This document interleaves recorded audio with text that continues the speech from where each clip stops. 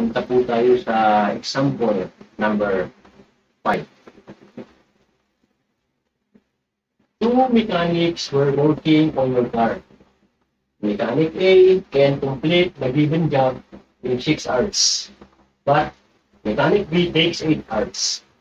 They work together for the first 2 hours, but Mechanic A left to help another mechanic on a different job. How long will it take Mechanic B to finish your car? Tungkol po ito sa dalawang mekaniko na nagtutulungan para matapos yung isang sasakyan. Sabihin na po natin na yung sasakyan ay sa akin. Kung ang mechanic A ang tatanungin, kaya niyang tapusin ng 6 na oras.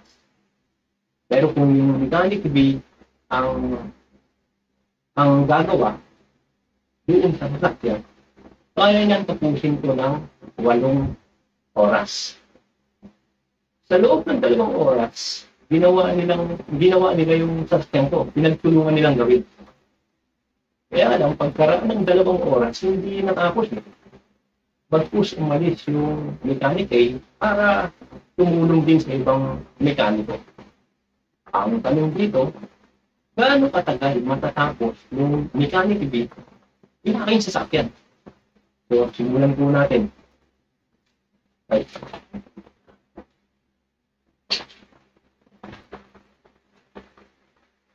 Ang hinahanap ko dito, yung pong capacity yung mechanic B yung sa second part of the job. O ito po yung job length. Tawagin po natin itong X. Capacity of mechanic B on the second part of the job. O, ito po yung tinatawag na job length.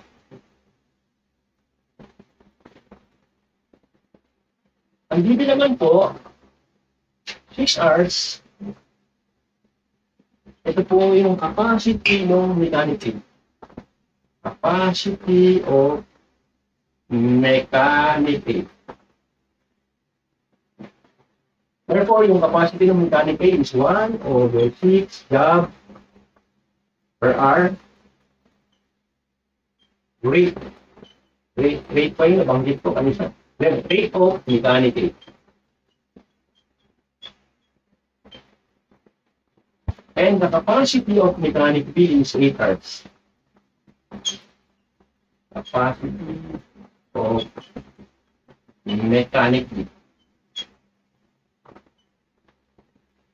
Therefore, 1/8 job per hour is the rate of mechanic B.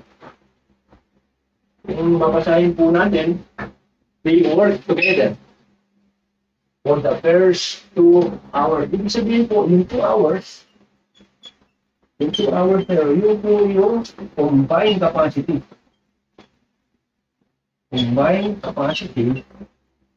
Kaya nga lang, on the first part of the job, ito po yung job done.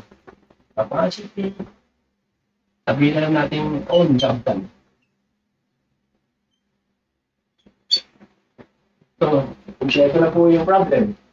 Siguro na po natin yung solution. Therefore, katulad yung kanina, susulat po ulit natin yung first part of the job. First part.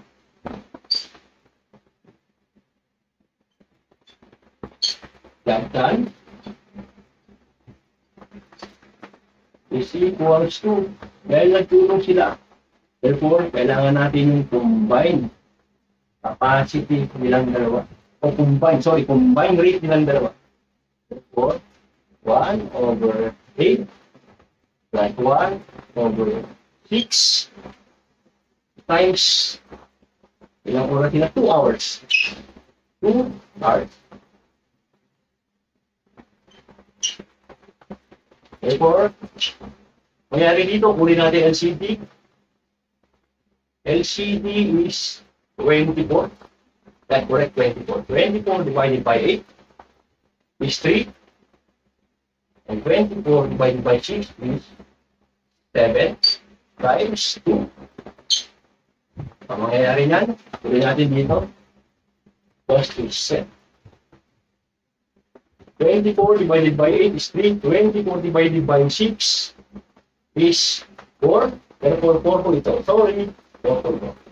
Therefore, ang mangyayari is 7 over 24 times 2. Therefore, makakacancel itong 1, itong 2, magiging 1. Ito namang 12, itong 24, magiging 12. Therefore, the job done is equivalent to 7 over 12. Job. Ito po yung job done.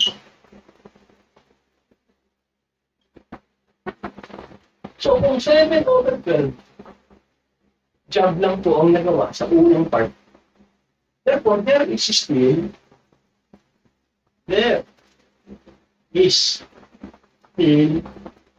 5 over 12 job left.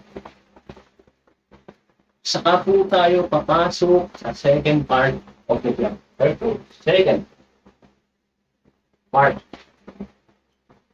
of the job. O tinatawag na job left. Job left. Job left, which is equals to 5 over 12. Ito pong second part of the job, naka-focus na doon sa mechanic B kasi siya lang naman ang naiba, umalis na yung mechanic A.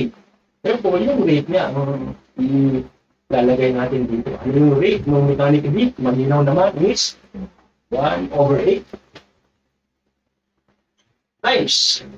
Ang hinahanap ko dito, capacity of mechanic B on the second part of the job. So, napakalinaw po yan, second part of the job.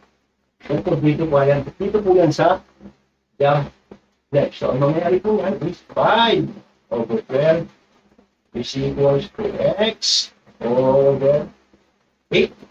So, pagka ganito po is simple cross multiplication lang. Therefore, 4D is equals to 12X.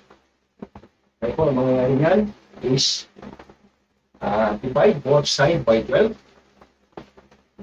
So, ang mangyayari yan, makakancel ito. X is equals to 4D divided by 12. Para po ma-simplify, divide both side by 4. Ang mangyayari po ay 10 divided by 3 hours. 4, pwede po natin sabihin ng 3. 3 and 1/3 hours. Ito po ang ating pong final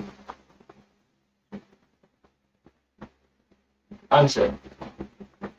So, ang tabayan po yung example number 6. So, nandito lang muna po tayo.